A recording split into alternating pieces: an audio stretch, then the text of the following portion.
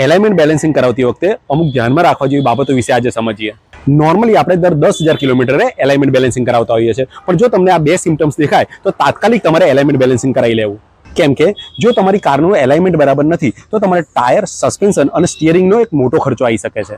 પહેલું, જો તમારી કાર અમુક સ્પીડ કરતાં ઉપર જાય અને સ્ટિયરિંગની અંદર વાઇબ્રેશન આવે ત્યારે સમજી લેવું કે તમારે વ્હીલ બેલેન્સિંગ કરાવવાનો ટાઈમ થઈ ગયો છે.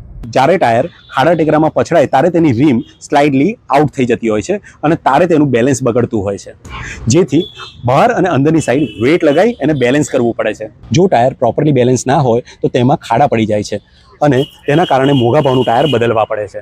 બીજું, કાર ચલાવતી વખતે સ્ટિયરિંગ છોડતા કાર તમારી લેફ્ટ કે રાઈટ તરફ કોઈ બી તરફ ખેંચાય ત્યારે સમજી લેવું કે એલાઇનમેન્ટ કરવાનો ટાઈમ થઈ ગયો છે.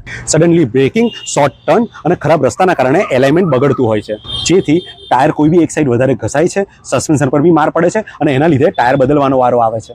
તો કાર ચલાવતી વખતે આ બેમાંથી કોઈ પણ સિમ્ટમ્સ દેખાય તો તરત જ કારનું એલાઇનમેન્ટ અને બેલેન્સિંગ કરાવી લેવું.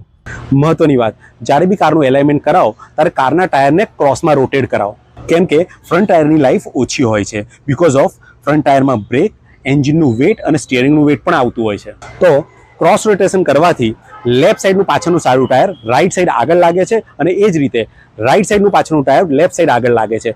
આ રીતે ચારે ચાર ટાયર સરખા ઘસાય છે. તો કારનું એલાઇનમેન્ટ બેલેન્સિંગ કરાવતી વખતે આટલું ધ્યાન અચૂક રાખો, કેમ કે તમે જાણો જ છો ટાયરના ભાવ આસમાન છૂઈ રહ્યા છે.